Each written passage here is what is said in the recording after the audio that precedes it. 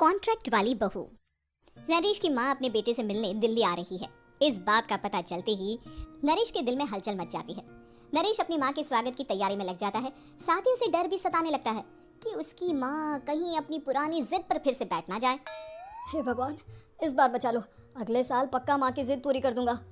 तभी दरवाजे की घंटी बजती है। नरेश दरवाजा खोलता है तो सामने अपने मकान मालिक को देखकर हैरान हो जाता है, क्योंकि उनके साथ एक सुंदर सी लड़की भी थी। नमस्ते अंकल, कुछ काम था, मुझे बुला लेते। आपने क्यों कष्ट किया? अरे नहीं, इसमें कष्ट कैसा, मैं तो बस तुम्हें रीना से मिलवाने आया था। आज से रीना तुम्हारे साथ इसी फ्लैट में रहेगी। अंकल, कोई लड़का फ्लैटमेट नहीं है? एक अनजान लड़की के साथ रहना मेरे लिए थोड़ा अजीब होगा। देखो नरेश, मैं तुम्हें पहले भी बता चुका हूँ कि इस फ्लैट में तुम्हें किसी ना किसी के साथ एडजस्ट करना ही होगा, या फिर तुम अकेले पूरे फ्लैट का किराया दे दो, मैं किसी को नहीं रखूंगा। नरेश अपने मकान मालिक की बात सुन के रीना के साथ रहने के लिए तैयार हो जाता है, पर अंदर ही अंदर उसे ये बात खाने लगती है कि वो अपनी माँ को क्या जवाब देगा जब उसकी माँ रीना के बारे में उसे पूछेगी। दिन बीतने लगते हैं। नरेश और रीना अच्छे दोस्त भी बन जाते हैं, पर अभी भी नरेश अपनी प्रॉब्लम का सोल्यूशन नहीं ढूंढ पाता। एक दिन नरेश बहुत परेशान सा बैठा होता है। तभी रीना उसे पूछती है, क्या हुआ नरेश, तुम काफी परेशान लग रहे हो, सब ठीक तो है ना? हाँ, सब ठीक है, बस एक छोटी सी प्रॉब्लम है। वो एक्चुअली 2 दिन बाद मेरी माँ मुझसे मिलने आ रही है। अरे, तो इसमें प्रॉब्लम क्या है? ये तो खुशी की बात है। हाँ रीना, बट मेरी माँ एक जिद लेकर बैठ गई है कि मैं शादी कर लूँ, पर मैं अभी इस चीज़ के लिए तैयार नहीं हूँ। ऊपर से जब वो तुम्हें देखेगी तो 100 सवाल करेगी, क्या जवाब दूंगा? अरे, इसमें कोई टेंशन वाली बात नहीं है।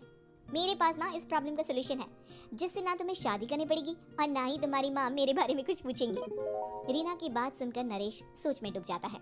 वो सोचता है कि रीना खुले ख्यालों वाली लड़की है, कहीं माँ को सच बता ना दे। नरेश को सोच में डूबा देखकर रीना कहती है, अरे क्या हुआ, किस सोच में पड़ गए? डोंट वरी, जैसा तुम सोच रहे हो ना वैसे कुछ भी नहीं है। मेरे पास एक प्लान है। मैं कुछ समझ नहीं पा रहा हूँ, कैसा प्लान? मैं समझाती हूँ। हम ना एक कॉन्ट्रैक्ट मैरिज कर लेते हैं। फिलहाल मेरे पास जॉब नहीं है, तो तुम इस रूम का किराया दे देना जब तक तुम्हारी माँ यहाँ रहेंगी, सिर्फ तब तक। और तुम अपनी माँ से कह देना कि मैं तुम्हारी पत्नी हूँ, इससे वो मेरे यहाँ रहने पर कोई सवाल भी नहीं करेंगी। अरे बात तुम्हारी ठीक है, पर माँ से झूठ बोलना, ना पापा, मैं ये रिस्क नहीं ले सकता। कोई और आइडिया दो ना तुम। देखो, मंजूर हो तो बोलो, वरना सच बता दो, मुझे कोई प्रॉब्लम नहीं है। रीना की बात सुनकर नरेश सोच में डूब जाता है। बहुत सोचने के बाद जब उसे कोई रास्ता नहीं मिलता तो वो रीना के बताए हुए रास्ते पर चलने के लिए तैयार हो जाता है। वो रीना से बात करता है और अपनी माँ की पसंद और नापसंद के बारे में बताता है। रीना भी नरेश की सभी बातों को ध्यान से सुनती है, ताकि कहीं उससे कोई गलती ना हो जाए। आखिर वो दिन भी आ जाता है जब नरेश की माँ उससे मिलने दिल्ली आ जाती है।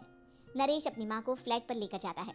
जैसे ही नरेश की माँ फ्लैट के अंदर जाती है, रीना उसके पैर छू लेती है। ये देखकर नरेश की माँ थोड़ी घबरा जाती है और नरेश से पूछती है, अरे बेटा नरेश, ये कौन है?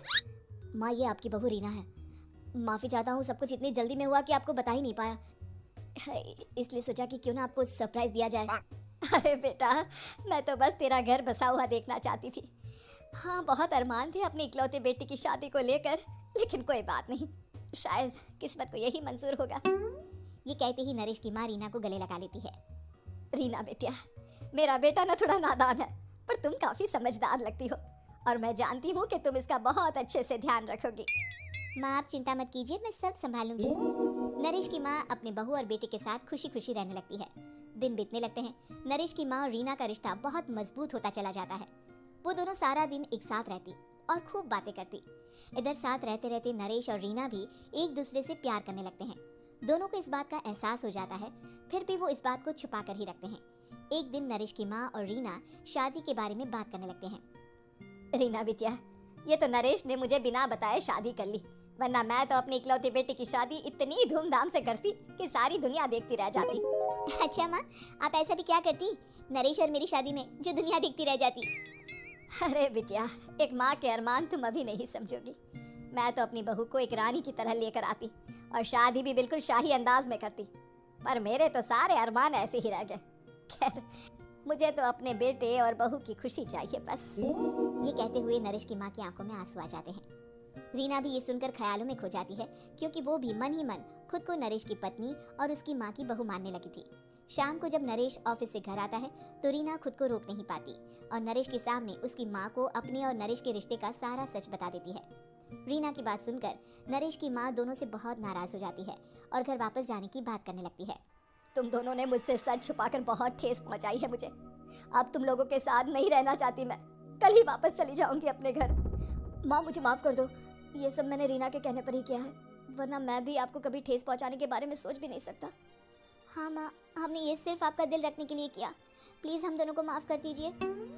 तुम दोनों ने मेरे अरमानों के साथ खिलवाड़ किया है, और वैसे भी मुझे अपने बेटे के लिए एक अच्छी लड़की ढूंढनी है, इसलिए मेरा यहाँ से जाना ही बेहतर होगा।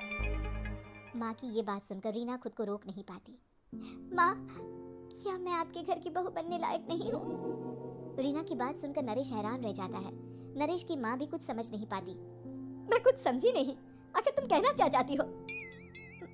माँ, मैं वो नरेश से बहुत प्यार करती हूँ और साथ ही साथ मैं आपको भी अपनी माँ मान बैठी हूँ। आज जब आपकी बातें सुनी तो खुद को रोक नहीं पाई, इसलिए सारा सच आपको बता दिया। रीना की बात सुनकर नरेश की माँ की आंखों में आंसू आ जाते हैं और वो अपने बेटे नरेश और रीना को गले लगा लेती है। मेरे घर की बहू तो सिर्फ रीना बिटिया ही बनेगी। मैं आज ही तुम दोनों की शादी की तारीख निकलवा दूंगी, बस एक बार तुम्हारे घर वाले मान जाए। उसी दिन रीना के माता पिता भी उनके फ्लैट पर आ जाते हैं। दोनों परिवार आपस में बैठकर बातें करते हैं और शादी के लिए राजी हो जाते हैं। रीना भी कॉन्ट्रैक्ट फाड़ देती है और कहती है, सही मायने में मैं अब बहू बनूंगी, अब तक तो सिर्फ कॉन्ट्रैक्ट वाली बहू थी।